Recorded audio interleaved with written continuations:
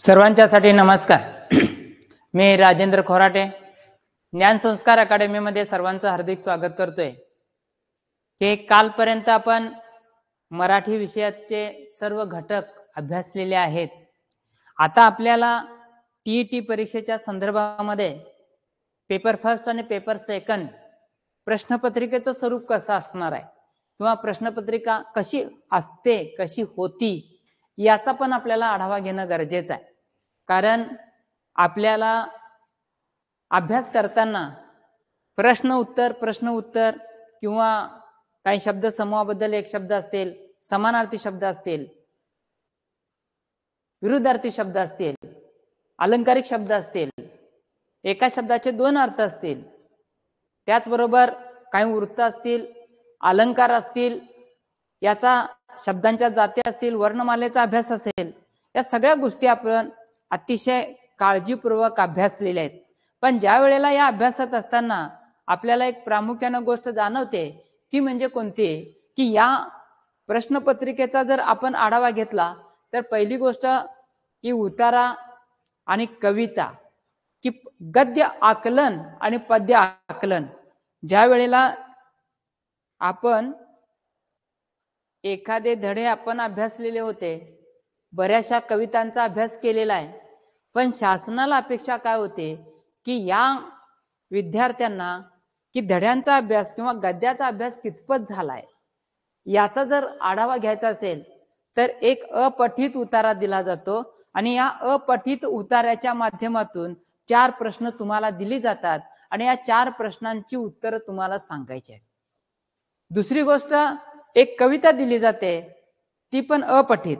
म्हणजे तुम्ही याच्या अगोदर काही आता या पेपरसाठी 2013 पासूनचा जर प्रवास पाहायला गेलात तर निश्चितच तुम्ही कधीतरी अभ्यास केलेल्या काही कविता असतात आणि त्या कविता आलेल्या आहेत आणि या कवितांचा त्याच्यावरती सुद्धा 4 प्रश्न तुम्हाला विचारले जातात. मग एक गोष्ट पहिल्यांदाच तुम्हाला सांगतोय, सूचित करतोय की कधीही उतार्यावरची प्रश्न सोडवताना, आता मराठीचा पेपर तसं पाहायला गेला तर सोपा आहे, अभ्यास करायला लागत नाही, मी जाता जाता सोडवतो, हा भ्रम तुमचा जरासा मनातून काढून टाका. का तर मराठीचा घटक सोपा आहे, पण तुम्ही जेवढी उजळणी चांगल्या पद्धतीने कराल तेवढं कमी कालावधीमध्ये तुम्हाला या पेपरचे मार्क पडायला पाहिजेत. इथं सगळ्यात जास्तीत जास्त आउट ऑफ आउट मार्क जर काढलात तुमचा पेपर कव्हर होण्यासाठी, तुम्हाला मेरिट वाढण्यासाठी याचा फायदा निश्चित आहे, हे मात्र सांगता येईल. दुसरी गोष्ट, आता इथं वेळ कुठं जाणार आहे तर पहिल्यांदा उतारा, त्या उतार्यावरचे प्रश्न आपल्याला वाचावे लागणार आहेत. मग उतार्याचा आणि कवितेचा अभ्यास करताना पहिल्यांदा काय करायचं सांगतो तुम्हाला, कारण ही प्रश्नपत्रिका आता मी आज 2013 ची सोडवणार आहे आणि ही पेपर 1 साठी आहे. पण 1 साठी असणाऱ्या विद्यार्थ्यांना जसं 1 ला जे प्रश्न आहेत जवळजवळ 2 ला सुद्धा त्याच स्वरूपानं प्रश्न विचारले जातात. मग 1 चा अभ्यास केला आणि 2 च्या विद्यार्थ्यांना हे लागू नये असं म्हणून चालणार नाही. तर 1 चा अभ्यास करता करता 2 चा अभ्यास होणार आहे आणि त्याच्यासाठी म्हणून तुम्ही आज काय करायचं आहे की उतारा व्यवस्थित वाचन करायचं आहे. मी आता वाचणारच आहे, पण त्याच्यावरती आधी कन्सेप्ट तुम्हाला सांगतो. ते काय करतात, तुम्हाला 4 प्रश्न त्याच्यावरती विचारलेले आहेत आणि एक त्या उतार्यावर एक असा प्रश्न असतो, त्या उतार्यामध्ये उत्तर नाही. मग कशावर उत्तर आहे तर त्या उतार्यामध्ये काय सूचित केलेलं आहे ते तुम्हाला शोधून काढायचं आहे. कारण एखादी घटना घडून गेलेली असेल, एखादा संदर्भ, एखाद्या नेत्यानं, एका समाजसुधारकानं एखादा विचार मांडलेला असतो. मग मांडलेल्या विचारातून त्यांना काहीतरी सूचित करायचं असतं आणि असं सूचित करणारा विचार एखादा प्रश्न तुम्हाला असतो. म्हणजे तुम्हाला तो उतारा समजलेला आहे की नाही हे समजून घेण्यासाठी म्हणून हा उतारा असतो. मग आज आपण काय करणार आहोत, 2013 ची प्रश्नपत्रिका पेपर 1 साठीची आहे, पण पेपर 1 साठीचे जरी असले तर 2 साठी सुद्धा त्याचा वापर निश्चितच होऊ शकणार आहे. मग जाऊया आपण आता जरा बघा, पहिल्यांदा एक काम करायचं, तुम्ही पेपर तुमच्या हातात आला रे आला, मुलं काय करतात, सुरूच करतात, हे सुरू करतात. तसं करायचं नाही. पहिल्यांदा एक काम करायचं, काय करायचं की पहिल्यांदा 1 2 3 4 प्रश्न विचारलेले आहेत. ती 4 प्रश्न काय करायची, पहिल्यांदा वाचायची. भाषेला लेखकाने कोणती उपमा दिली आहे. आता ज्या वेळेला भाषेला लेखकाने कोणती उपमा दिलेली आहे, 1 नंबर, भाषेच्या संवर्धनासाठी आणि प्रचारासाठी झटणारा माणूस लेखकाला कोणत्या देशात भेटला. कोणत्या देशात भेटला. आता भाषेच्या संवर्धनासाठी आणि प्रचारासाठी झटणारा माणूस लेखकाला कोणत्या देशात भेटला. तिसरं, जर्मन पंडितांचं अन्य कोणत्या भाषेवर प्रेम आहे. चौथं, आपली भाषा इतरांनी शिकावी म्हणून जगभर प्रसार करणारा देश कोणता. आता जरासं आणखीन एक सांगतो तुम्हाला. ज्या वेळेला तुमच्या हातात प्रश्नपत्रिका येते त्यावेळेला इथे मी 31 पासून दिलेला आहे. जर पहिल्यांदा इंग्रजीचे 30 प्रश्न तुम्हाला दिले असतील तर 31 पासून मराठीत दिलं जाईल, गणिताचे 30 दिलं जाईल, त्याच्यानंतर मराठीत दिलं जाईल. म्हणजे कोणत्या क्रमांकानुसार ते प्रश्न आलेत याचा काही विषय नाही, मात्र तो कसा आलेला आहे त्या पद्धतीनं आपल्याला उत्तर द्यायचे आहेत. आता भाषेला लेखकाने कोणती उपमा दिली. भाषेच्या संवर्धनासाठी आणि प्रचारासाठी झटणारा माणूस लेखकाला कोणत्या देशात भेटला. वाचन करताना पण स्पष्ट कळलं पाहिजे. जर्मन पंडितांचं अन्य कोणत्या भाषेवर प्रेम आहे. आपली भाषा इतरांनी शिकावी म्हणून जगभर प्रसार करणारा देश कोणता. आता एक काही उतारे सुद्धा असतात ना, ते सुद्धा आपल्या जीवनाला एक विचार करायला भाग पाडणारे असतात. आपल्याला तसं वागायला शिकवणारे सुद्धा काही विचार असतात आणि ते सुद्धा आपल्याला अतिशय चांगले विचार म्हणून घेऊ शकतो. बघा आता उतारा वाचायचा. फ्रेंच माणूस, आता इकडे बघा, उतारा वाचून त्या खालील प्रश्न क्रमांक 31 ते 34 ज्या वेळेला आपण पाहतो, उतारा वाचून त्या खालील प्रश्न क्रमांक 31-34 ज्या प्रश्नांची उत्तरे पर्यायातून निवडा. फ्रेंच माणूस आपल्या स्वतःच्या भाषेवर बेहद प्रेम करतो. फ्रेंच माणूस आपल्या स्वतःच्या भाषेवर बेहद प्रेम करतो. भाषा ही त्याची प्राणसखीच. तो जगतो किंवा झरतो तो तिच्यासाठी. हिचे पुत्र आम्ही, हिचे पांग फेडू असे तो केवळ कवितेत म्हणत नाही, तर तिच्या संवर्धनासाठी आणि प्रचारासाठी तो मिशनरी वृत्तीने झटतो. आता काही वेळेला जरासं लक्षात घ्या की काही शब्द असतात ना, त्याचा पण अर्थ आपल्याला कळला पाहिजे आणि तो कळला तरच आपल्याला त्या उतार्यामध्ये मर्म कळणार आहे. आता इकडे बघा, संवर्धन करणं. आता ज्या वेळेला प्रचार करणं, प्रसार करणं, संवर्धन करणं म्हणजे एखादी गोष्ट आपण जपणूक करून ठेवतो, त्याचं संरक्षण करतो, त्याचं रक्षण करतो, त्याला आपण काय म्हणतो, संरक्षण, संवर्धन. एखादा नवीन शब्द शब्दकोशात समाविष्ट करून घ्यायचा असेल तर त्यासाठी सर्वोच्च फ्रेंच अकादमीची मान्यता मिळवावी लागते. सर्व प्रकारच्या अग्निपरीक्षातून पार पडल्यानंतरच त्या शब्दाला शब्दकोशात मानाचं स्थान मिळतं. आता जरासं बघा, आता इथं कोण माणूस आहे, फ्रेंच माणूस. फ्रेंच माणूस काय करतोय, आपल्या स्वतःच्या भाषेवर प्रेम करतो. तुम्ही मराठी भाषेवर प्रेम करता कारण महाराष्ट्रामध्ये आहात. फ्रेंच माणूस आपल्या स्वतःच्या भाषेवर प्रेम करतो. भाषा ही त्याची प्राणसखीच. तो जगतो किंवा झरतो तो तिच्यासाठीच, फ्रेंच भाषेसाठी. हिचे पुत्र आम्ही, हिचे पांग फेडले पाहिजेत असा विचार त्याच्या मनात असतो. फक्त तो कवितेत तेवढंच म्हणत नाही, तर तिच्या संवर्धनासाठी आणि तिच्या प्रचारासाठी तो मिशनरी वृत्तीने झटतो. आता मिशनरी लोक ज्या वेळेला परकीय लोक आपल्या भारतात आले, कशासाठी आले, धर्म प्रसाराचा प्रचार करण्यासाठी आले. आता धर्म, आपला धर्म दुसऱ्या देशात रुजावा, दुसऱ्या देशात वाढावा, दुसऱ्या देशामध्ये त्याचं रक्षण व्हावं असं काही देशातल्या लोकांना वाटतं आणि म्हणून जे लोक धर्म प्रचाराच्या निमित्तानं भारतात आले त्या लोकांना मिशनरी लोक म्हणतात. मग ही कशी आता फ्रेंच भाषा वाढली पाहिजेत, तिच्यावरती जीवापाड प्रेम त्यांनी केलेलं आहे फ्रेंच लोकांनी. तिच्या संवर्धनासाठी प्रचारासाठी ते मिशनरी वृत्तीने झटतायत, प्रसंगी झगडतायत. एखादा नवीन शब्द शब्दकोशात जर घ्यायचा असेल तर त्याला सर्वोच्च फ्रेंच अकादमीची मान्यता घेतल्याशिवाय तो त्याच्या समाविष्ट होत नाही, कारण त्याच्या अग्निपरीक्षेतून पार पडल्यानंतरच त्या शब्दाला शब्दकोशात मानाचं स्थान मिळतं. म्हणजे इथं लक्षात आलं, फ्रेंच माणूस कशासाठी धडपडतो? आपल्या फ्रेंच भाषेसाठी धडपडतो, त्याच्या संरक्षणासाठी, त्याच्या प्रचारासाठी तो धडपडतो. त्याचबरोबर एखादा शब्द शब्दकोशात घ्यायचा असेल तर त्याला फ्रेंच अकादमीची म्हणण्यापेक्षा फ्रेंच अकादमीची परमिशन घेऊन त्याला तो आपल्या शब्दकोशामध्ये समाविष्ट करतो. ही अग्निदिव्यातून त्याला जावे लागतं, कारण हे फ्रेंच माणसाचं भाषेवर असणारं प्रेम दिसून येतं. भाषा हे संपर्काचं एक साधन आहे. तुमच्या आमच्या सर्वांचं भाषा हे संपर्काचं साधन आहे. तेव्हा भाषेच्या अभिमानानं माणसानं माथेपुरी होऊ नये खरं आहे, परंतु त्याचबरोबर भाषा समाज पुरुषाच्या जीवनाला चेतना देणाऱ्या रक्तासारखी आहे. ती दूषित होणार नाही याकडे लक्ष पुरवणे आवश्यक आहे. आता भाषा हे संपर्काचं साधन आहे, तेव्हा भाषेच्या अभिमानानं माणसानं माथेपुरी होऊ नये.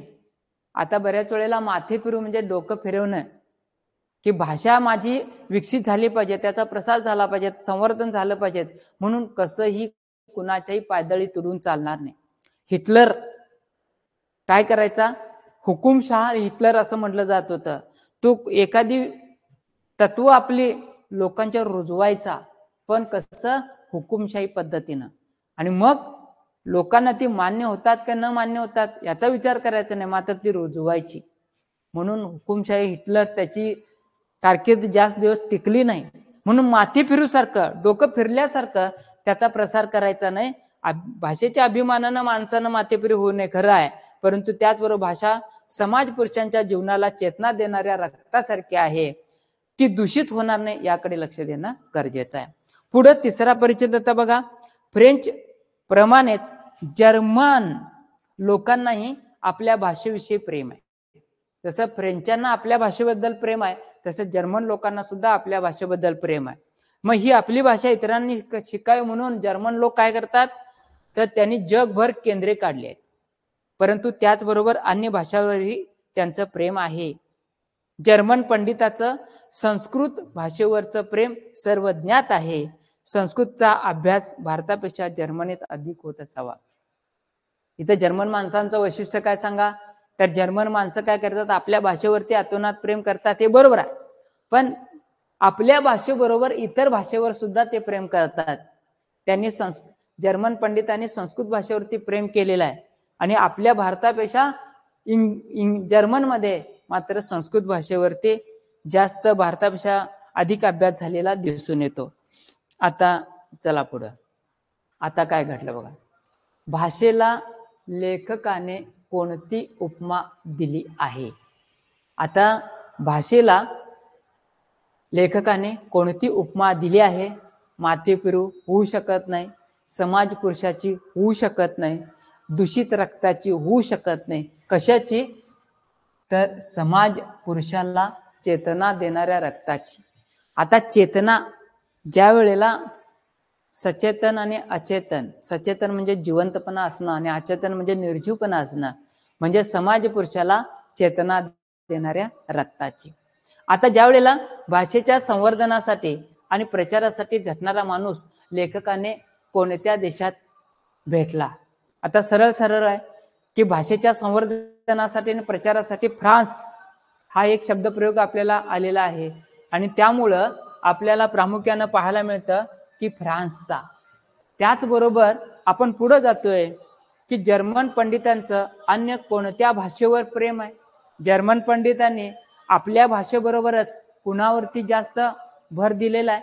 तर सगळ्यात जास्त म्हणजे इतर भाषेवरती जास्त त्यांनी काय केलेलं आहे की जर्मन जे लोक आहेत त्यांनी जर्मनी, संस्कृत, फ्रेंच आणि इंग्रजी, तर संस्कृत भाषेवर सुद्धा त्यांनी काय केलेलं आहे? त्याला महत्त्व दिलेलं आहे. आता आपली भाषा इतरांनी शिकावी म्हणून जगभर प्रसार करणारा देश कोणता? आता जगभर प्रसार करणारा देश, आपली भाषा इतरांनी शिकावे म्हणून जर्मन लोक सुद्धा काय करतायत, धडपडतायत. आता आपल्याला एवढ्या सगळ्या उतार्यावरून 4 प्रश्नांची उत्तरं तुमच्या लक्षात आली. कारण लेखकाने भाषेला कोणती उपमा दिली, तर समाज पुरुषाची दिली. समाज पुरुषाला चेतना देणाऱ्या रक्ताची दिली. त्याच्या भाषेच्या संवर्धनासाठी, प्रसारासाठी फ्रान्स हा देश पुढे गेला. जर्मन पंडितांनी संस्कृत भाषेवरती प्रेम केलं आणि आपली भाषा इतरांना शिकावून जगभर प्रवास करण्याचं काम या जर्मनीने केलेलं आपल्याला दिसून आलं. आता पुढं, आता उतारावरती 4 प्रश्न तुम्हाला दिलेले असतात. एवढा उतारा समजला आणि एक काम करायचं सांगतो तुम्हाला. उतार्यावरची प्रश्न उत्तर ज्या वेळेला आपण लिहिणार आहात त्यावेळेला काय करायचं, इथंच आपल्याला वेळ जाणार आहे. बाकीचे प्रश्न पटपट पटपट तुम्ही सोडवणार आहात. मात्र उतारा काय करायचं, वाचताना वेळ जात नाही, मात्र बारकाईनं समजपूर्वक वाचायचा. समजपूर्वक हा शब्द मी मुद्दाम तुमच्यासाठी वापरतोय. का? समजपूर्वक जर वाचत गेलात आणि जिथं जिथं तुम्हाला वाटतं हातामध्ये एखादी पेन्सिल असावी, कारण का न कळत ते काही मार्किंग करून ठेवत चला. कारण तुम्ही अगोदर प्रश्न वाचलेले असतात. प्रश्न वाचल्यानंतर तुम्हाला ते उत्तर तिथं आहे याचं स्ट्राईक होतं आणि तिथं मार्किंग करून ठेवा, म्हणजे लगेच लगेच उत्तर तुम्हाला सोडवता येतात. ठीक आहे, चला पुढे जाऊया. आता महानायक संभाजी पानिपत या कादंबऱ्याचे लेखक कोणी केले आहेत, की या कादंबऱ्यांचे लेखन कोणी केले आहे? आता महानायक संभाजी पानिपत या कादंबऱ्यांचे लेखन कोणी केले आहे? आता तुमच्या लक्षात आलं असेल की ज्या वेळेला महानायक संभाजी पानिपत हे आहे विश्वास पाटील. आता रणजित देसाई, स्वामी, श्रीमान योगी, राधेय अशासारख्या कादंबऱ्या त्यांच्या विशेष गाजल्या. कारण स्वामी नावाच्या कादंबरीला साहित्य अकादमीचा पुरस्कार त्यांचा मिळालेला आहे. आता त्याचबरोबर मृत्युंजय म्हटलं की आपल्या डोळ्यासमोर येतात शिवाजीराव सावंत. त्याचबरोबर शंकर पाटील. आता पाटील काही वेळेला टी तर दुसरं लिहिणं अपेक्षित आहे. शंकर पाटील. आता गारंबीचा बापू असं सुद्धा शंकर पाटलांचे आहे काय? शंकर पाटील, शंकर बाबाजी पाटील हे एक कथाकार, धिंड नावाची कथा त्यांची विशेष गाजलेले आहेत. आता शंकर पाटील दोन आहेत, एक शंकर खंडू पाटील आणि शंकर बाबाजी पाटील. आता जे कथाकार आहेत, कथा सांगणार आहेत ते शंकर बाबाजी पाटील. हे नाव लगे विसरू नका. रोज कुठल्या तरी फॅक्टरीला 5वा भोंगा वाजत असे. आता या वाक्याचा काळ ओळखा. आता काळ म्हटल्यानंतर एक लक्षात घ्या, तर ज्या वेळेला अगोदर काळाची कन्सेप्ट तुम्हाला सांगतो, वर्तमान काळ, भूतकाळ आणि भविष्यकाळ एकच वाक्य आहे आणि त्या वाक्यामध्ये एकच क्रियापद आहे, सिंगल क्रियापद. आणि क्रिया चालू असेल वर्तमान काळ, क्रिया होऊन गेली असेल भूतकाळ आणि क्रिया होणार असेल तर भविष्यकाळ. एकच सिंगल क्रियापद, तो साधा काळ असतो. आता ज्या वेळेला इथं रोज कुठल्या तरी फॅक्टरीतला 5चा भोंगा वाजत असे, आता जास्तीत जास्त काय विचारलं जातं परीक्षेला? वाजत असतो रीती वर्तमान काळ, वाजत असे रीती भूतकाळ आणि वाजत जाईल रीती भविष्यकाळ. असतो, असेने, जाईल हे 3 सहाय्यक क्रियापद जिथं लागली असतील तर त्या ठिकाणी लक्षात ठेवायचं रीती काळ असतो. ठीक आहे.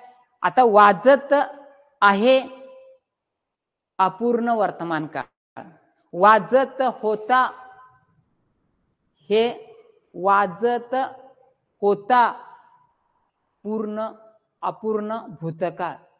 हे ज्या वेळेला या ज्या कन्सेप्ट आहेत हे जरासं लक्षात ठेवला तर हा काय झाला? रीती भूतकाळ. आपला आशीर्वाद असावा या वाक्याचा प्रकार ओळखा. आता ज्या वेळेला हे क्रियापदाचे 4 अर्थ आहेत, स्वार्थी, आज्ञार्थी, विद्यार्थी, संकेतार्थी. स्वार्थी म्हणजे काय? ज्या वाक्यातून काळाचा बोध होतो त्याला स्वार्थी. आज्ञार्थी, ज्या वाक्यामध्ये आज्ञा, विनंती, प्रार्थना असते ते. त्याच्यानंतर आशीर्वाद सारखा ज्या वेळेला विद्यार्थी. त्याच्यानंतर जर तर असा संकेत असतो त्याला संकेतार्थी. हे क्रियापदांचे काळ. याच्यावरती पेपर फर्स्ट, पेपर सेकंडला विचारलेला आहे. आता जरासं इकडे विचारतात जास्तीत जास्त ह्याच्यावर विद्यार्थी, आणि त्याच एक टेक्निक सांगतो, वा वि वे. ते विधान जर वा वि वेचं असेल तर लक्षात ठेवा की हे विद्यार्थी आहे, लगेच ओळखायचं.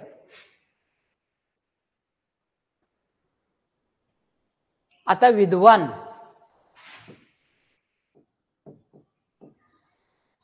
हा विद्वान शब्द खालीलपैकी कोणत्या प्रकारचा आहे? देशी, परभाषेत, तत्सम आणि तद्भव. आता विद्वान मराठी भाषेमध्ये 75% शब्द तत्सम आहेत. म्हणजे काय? संस्कृत भाषेतून मराठी भाषेत आलेले जे शब्द आहेत त्यांना तत्सम म्हणतो. आता संस्कृत भाषेतून मराठी भाषेत आलेल्या शब्दांना तत्सम म्हणतो.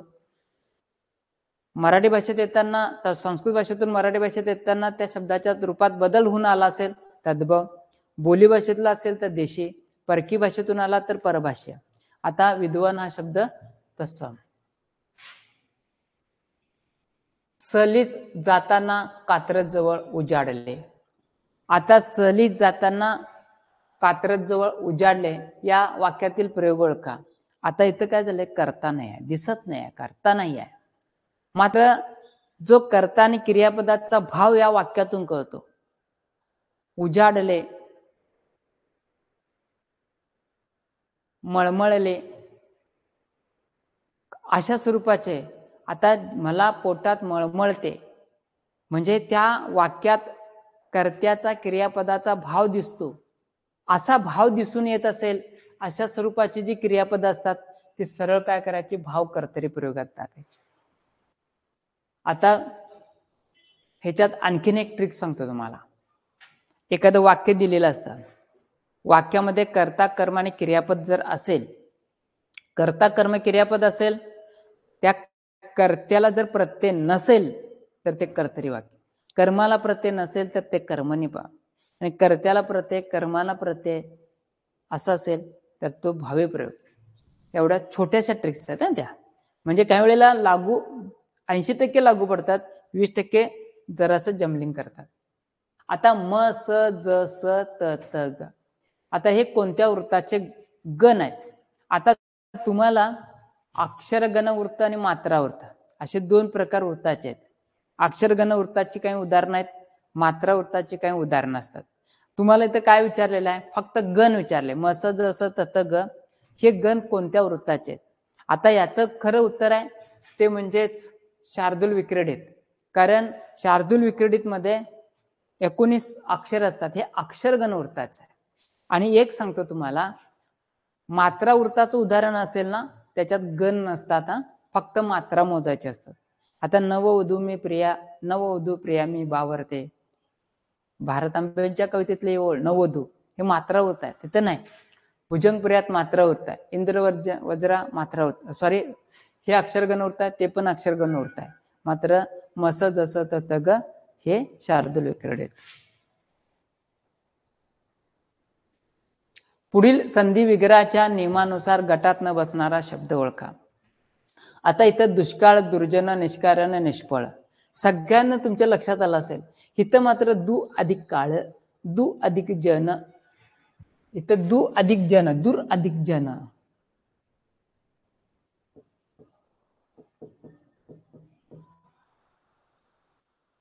दूर अधिक जन, नि अधिक कारण, नि अधिक फळ.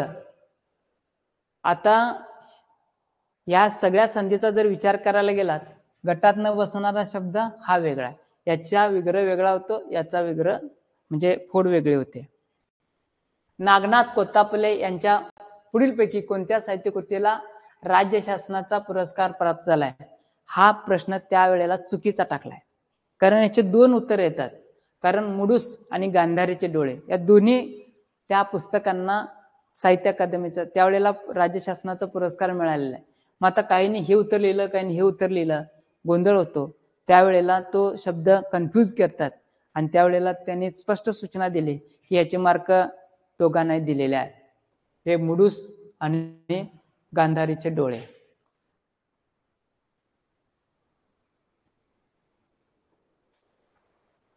आता पुढील पैकी अशुद्ध शब्द ओळखा. जरासं इकडे लक्ष द्या. मराठीचा अभ्यास करणाऱ्या साऱ्या विद्यार्थ्यांना शुद्ध लेखन आलंच पाहिजे. का? त्याच्यासाठी चुका हे नाही, ते असंच पाहिजे, ते तसंच पाहिजेत, हे शब्द असेच लिहा, असंच पाहिजेत. का? प्रतीक्षागृह, परीक्षा, आध्यात्मिक हे तिन्ही शब्द बरोबर आहेत. आणि चुकला कुठला? नाविन्य. का?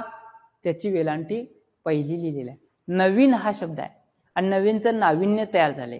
ज्या वेळेला नवीन दीर्घ आहे त्याचा नाविन्य शब्द लिहित असताना शुद्ध ज्या वेळेला शब्दामध्ये रूपांतर झालेलं आहे त्याला ते तसंच राहिलेलं आहे. त्यामुळं अशुद्ध शब्द इथं बघा अशुद्ध विचारलंय म्हणून अशुद्ध शब्द. आता जयंताने मध्येच विचारले कोण होते? या वाक्यात किती विरामचिन्हे आहेत? आता इकडे बघा 1 2 3 4. आता जरासं बघा विरामचिन्हांचा अभ्यास करत असताना जयंताने मध्येच विचारले 1 2 3. इथे किती विरामचिन्ह आलेले? 3. ठीक आहे. आता जरासं बघा. आता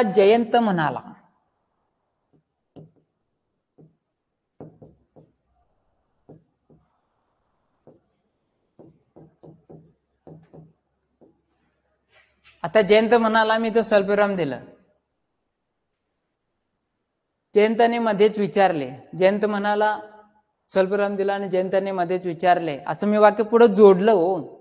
मग जोडल्यानंतर इथे एक स्वल्पविराम दिल्यानंतर काय होतं? ज्या वेळेला या विरामचिन्हांचा विचार करताना एक लक्षात घ्या की विरामचिन्ह जर स्वल्पविराम दोनदा आले असले तर काउंट करताना दोनदाच धरायच्या. कारण का आपण करतोय हे आले स्वल्पविराम आलाय एकदाच नाही दोनदा धरायची. त्यामुळे लक्षात ठेवा. पुढील शब्दाचा समानार्थी नसलेला शब्द ओळखा. आता समानार्थी नसलेला शब्द विचारलाय.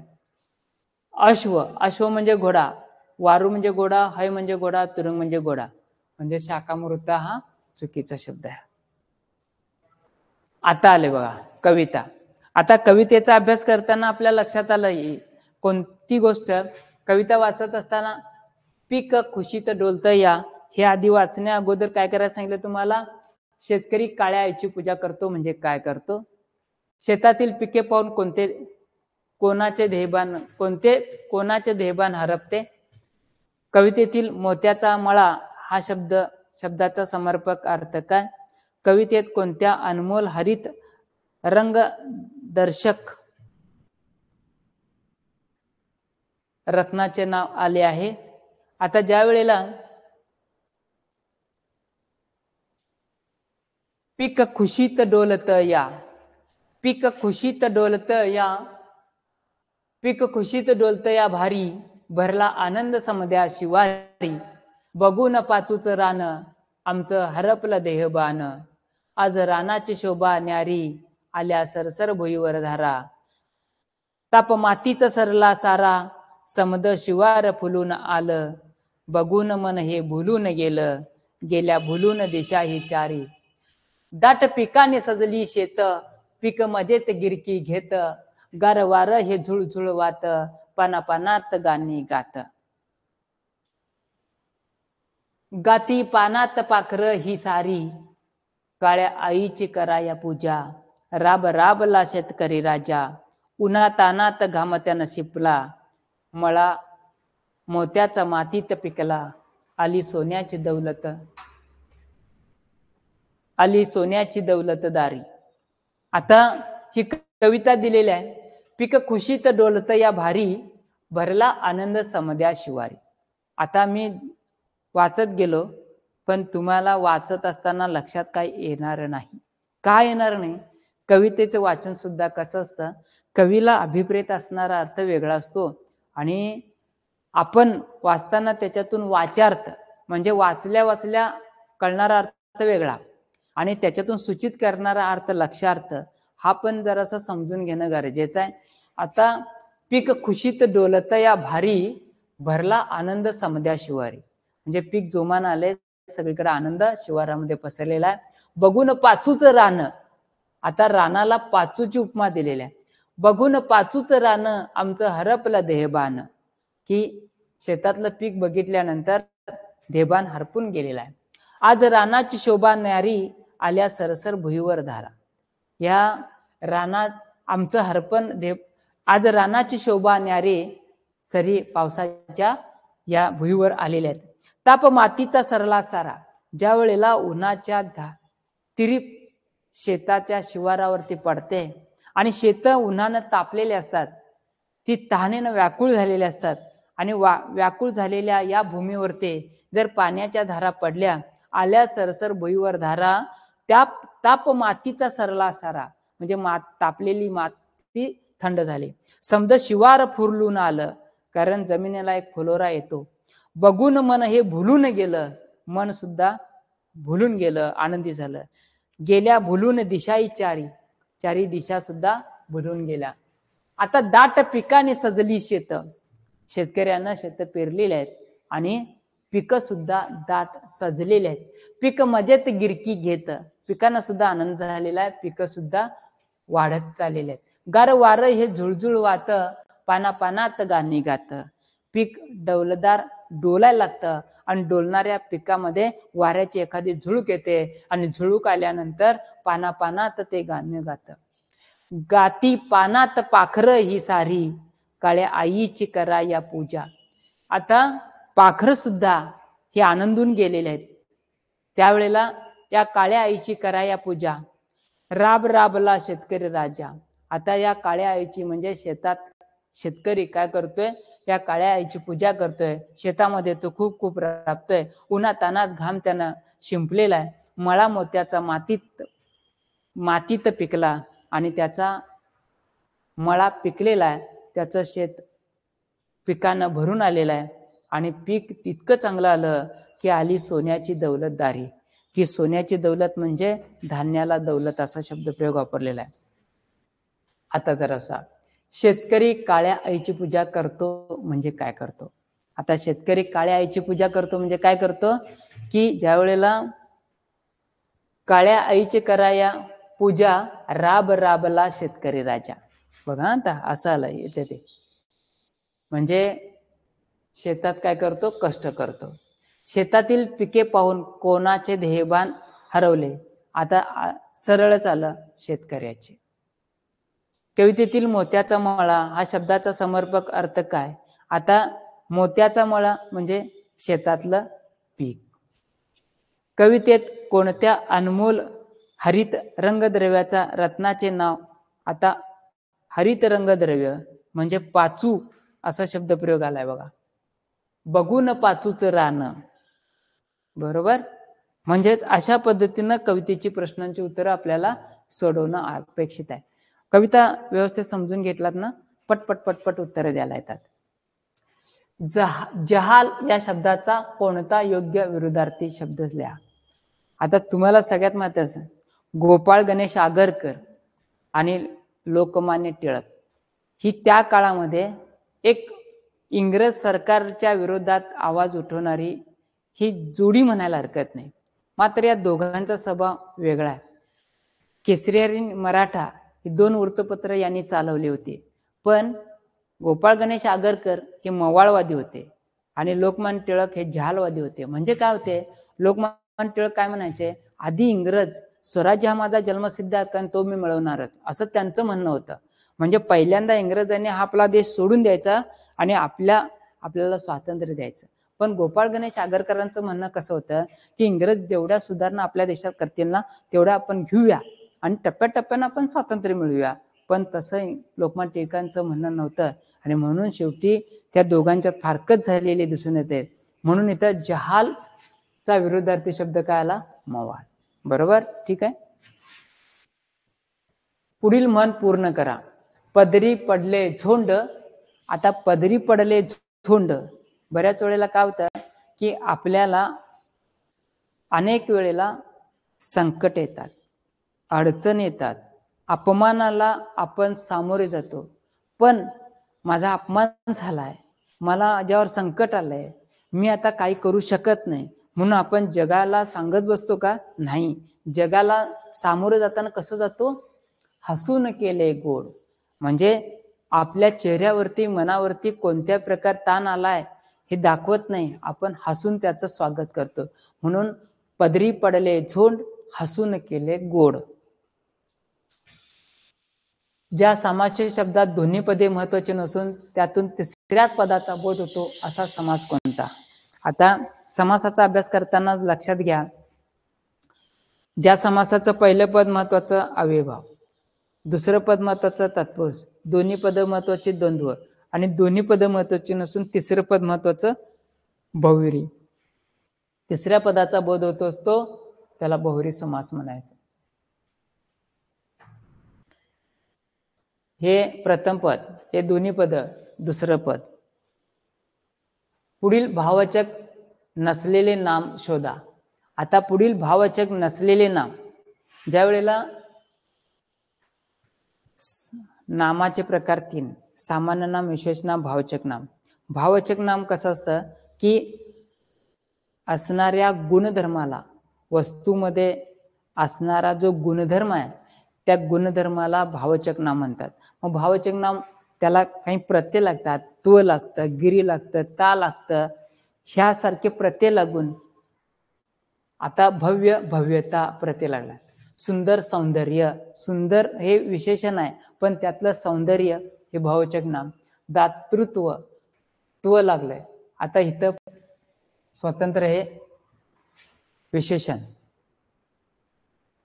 आता साधर्म्यावर आधारित आणि वैधर्म्यावर आधारित भेद कोणत्या अलंकारात पडतात?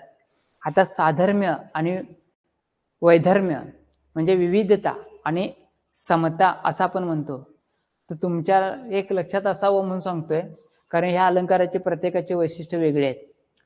स्वभावते, आता एखाद्या प्राण्याचे, वस्तूचे किंवा त्याच्या स्वाभाविक स्थितीचे हुबेहूब यथार्थ वर्णन केलेले असते त्याला स्वभावोक्ती अलंकार म्हणतात. अनन्वय, उपमेयाला दुसऱ्या कशाचीच उपमा देता येत नसेल, उपमेयाला उपमेयाचीच उपमा दिली जाते त्याला अनन्वय. निसर्गातील निर्जीव वस्तू सजीव आहे असे कल्पना करून ती मनुष्याप्रमाणे वागतात किंवा कृती करतात असे जेथे वर्णन केलेले असते तेव्हा त्याला चेतन गुणोक्ती अलंकार म्हणतात. आता एखाद्या विषयाचे वर्णन करून झाल्यानंतर ती गोष्ट पटवून देण्यासाठी एखादा दाखला किंवा उदाहरण दिले जाते तेव्हा त्याला दृष्टांत अलंकार म्हणतात. आता याचं उदाहरण कसं आहे दृष्टांत अलंकाराचं, का ते सांगतो. चंद्रू तेथ चंद्रिका, शंभू तेथ अंबिका, संत तेथे विवेका असणे केजे. आता संतांच्या ठिकाणी विवेक हा गुण आहे हे पटवून देण्यासाठी 2 उदाहरणं दिले. चंद्र असेल तिथं चांदण्या असतात, साधर्म्य. शंभू तेथेच अंबिका म्हणजे शंकर, तेथे पार्वती असणारच म्हणजे साधर्म्याने वैधर्म्यावर आधारलेले ज्या घटना असतात त्या दृष्टांत अलंकारामध्ये दिसून येतात. पुढील पैकी निश्चितपणे पुरुषवाचक शब्द ओळखा. जरासे ही संकल्पना लक्षात घ्या. हे शब्द तुम्हाला लक्षात आले असतील, हे काही इंग्रजी शब्द आहेत. पुरुषवाचक म्हटले म्हणजे पुल्लिंगी आणि स्त्रीलिंगी असं आपण म्हणतो ते पुरुषवाचक. आता क्लास, तुम्ही जर क्लास म्हटला की तो असा आला. कंपनी, ती कंपनी. तो ट्रंक, ती पेन्सिल. आता काय झालं, ती पेन्सिल ती म्हटलं, तो ट्रंक म्हटलं, ती कंपनी म्हटली, तो क्लास म्हटलं. आता तुमच्या मनात प्रश्न आला, पुरुषवाचक म्हटलं, तो ट्रंक आणि तो क्लास, मग तो 2 शब्द आल्यात. तर एक काम करायचं, हे काही परकीय शब्द असतात. क्लासचा त्याचा ट्रान्सफर करायचं म्हणजे क्लासचा वर्ग घ्यायचा, वर्ग अर्थ घ्यायचा. कंपनी म्हणजे मंडळी,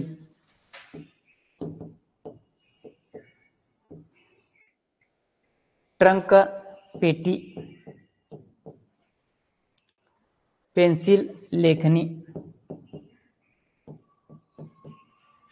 बघा आता काय केलं मी, याचा अर्थ घेतला.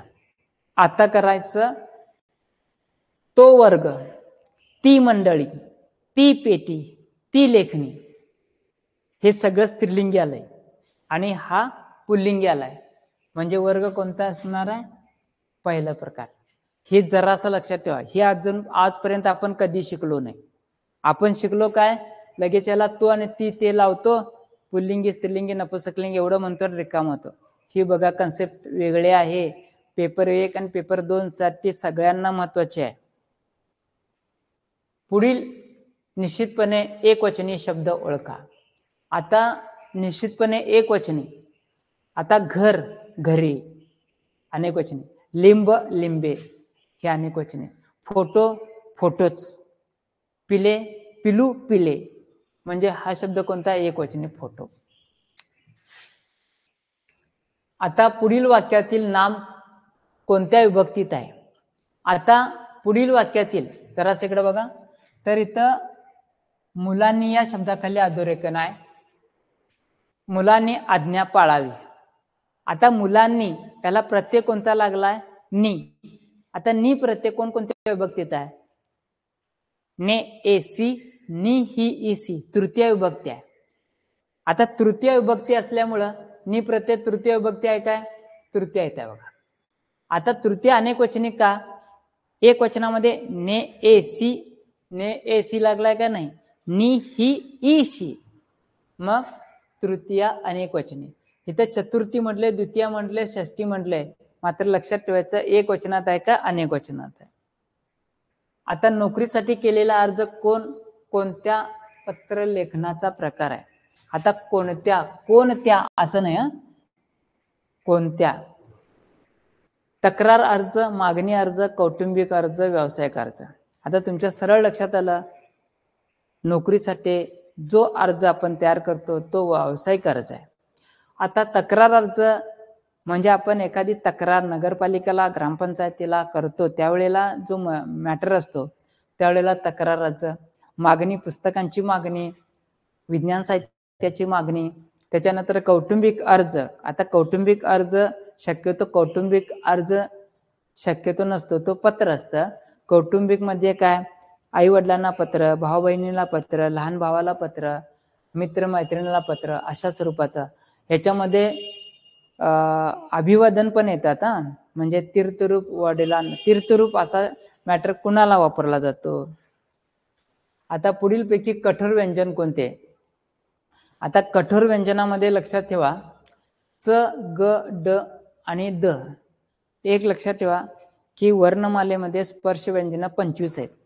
त्यातली क, च, ट, त, प ही जी मालिका आहे त्या मालिकेच्या पुढची जी क, ख, च, छ, ती दोन अक्षर आहेत ना, ही सगळी कठोर आहेत. का? त्याचा उच्चार करण्यास कालावधी जास्त लागतो म्हणून.